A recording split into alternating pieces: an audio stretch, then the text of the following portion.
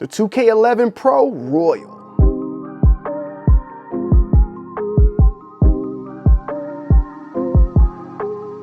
So guys, we finally got our hands on the 2K11 Pro. This is of course from Kimber, and this is their 4 1/4 model of the 2K11, and given the name Pro because it shoots like a pro.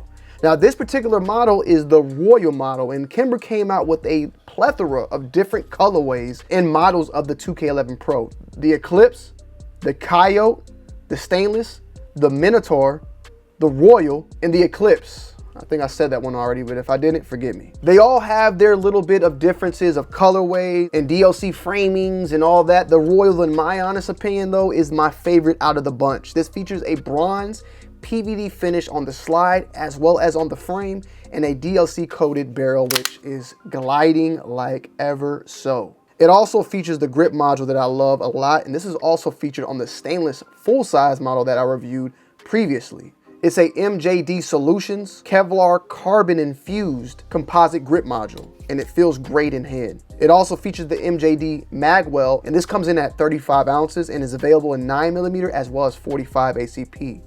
The other models, as I stated before, are all different. I've shot so far the base model of the 2K11, the stainless model, which I loved a lot, and now we got ourselves the Royal model in the 2K11 4 1/4 sizing. And this one, it's amazing. Now it features a lot of the same things as the full-size model as far as what you get. However, one of the new things that they did was they were able to squeeze 19 rounds. They were able to squeeze 19 rounds out of these Checkmate magazines, because the full size, I believe, were 20 rounds. So they were able to make it, even though compact, still capable of the 19 round capacity. Now this is a very solid platform overall for competition. If you want to rock it for duty, you could do that as well. It's really up to you at the end of the day. That 4 1/4 is definitely a nice compact feel, and it's the size that I prefer when it comes to the double stack 1911 platform. But full size, they got their purpose as well. You get that GT match trigger with a 3 to 4 pound trigger pull, and it's made out of aluminum. The material on this is stainless steel, features an external extractor, and of course you got the very nice front and rear serrations for grip anywhere that's needed. The recoil spring on these are 12 pounds, and it features a toolless guide rod, just like the full size. The length of this is 7.79 inches, and it features 2 19 round magazines. You got the ambi on the safety, as before. The barrel, of course, being that 4 1/4 stainless steel, and the twist rate is left hand SR rifling, and that is 1 to 10. Fluted, ramped with a black DLC finish. This thing shot fabulously, right? One of the things that I've seen a lot of people comment on, and I will also agree with you guys on, which I wish that Kimber would have done, they still could find a way to do, but I think it would be more so, it could be done either through Kimber themselves or through C&H, who make the plates for Kimber to run this, and that is featuring a backup iron sight. This area is obviously just empty back there. They could utilize a plate system that would then utilize irons that just when the plate goes down, the irons are there.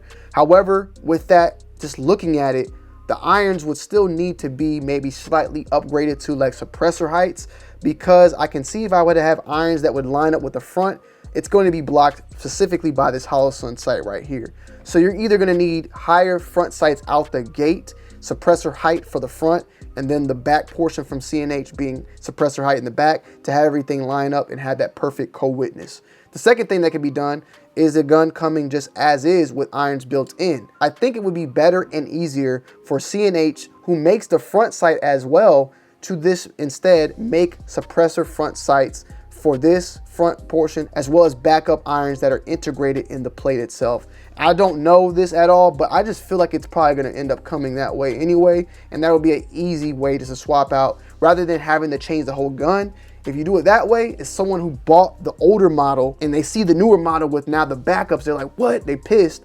No, instead, you can just go get yourself a plate now with the iron built in, as well as swapping the front out. Very easy. I think that is the way to go. And if you're watching this, Kimber, I think you should just do it. Me personally, I don't really care too much about co-witnessing all the time, because at the end of the day, we're talking about a situation where I need to utilize a red dot, right? Or I need to utilize my irons. Me, honestly though, when I utilize a red dot, I'm looking for the red dot. That backup iron is good to go. But I've learned from a lot of people out there, specifically someone like Lucas Bakken, who used to utilize iron backups on his Glock, and now he's even removed his front sight and just depended solely on his red dot. because at the end of the day, when you go with a reputable red dot company, you're not gonna really run into an issue like that where you're gonna have to be like, oh, my red dot's dead. And then you go to your irons. If you keep your batteries good, you got a solid red dot company out there, you're gonna be good to go.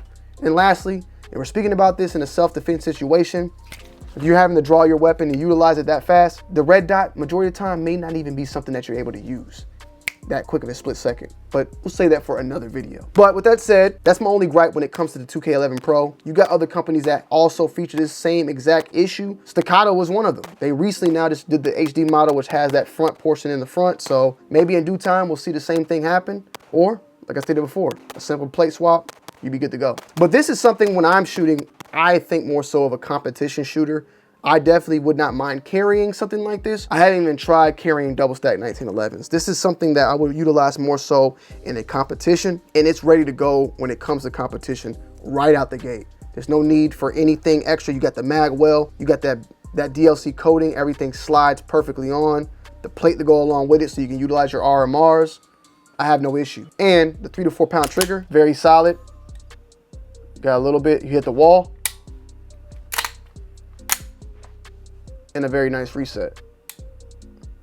With that said, I really like what they're doing with the 2K11 Pro. I'm looking forward to seeing they got a threaded barrel option or something like that coming out the gate down the road. SHOT Show's right around the corner. I know Kimber got some more stuff up their sleeve, but the 2K11 Pro definitely is gonna be one of the new best guns of 2025 on my list. If you have any questions, feel free to comment down below in the comment section as always. I love y'all, I appreciate y'all. I'm out. Peace.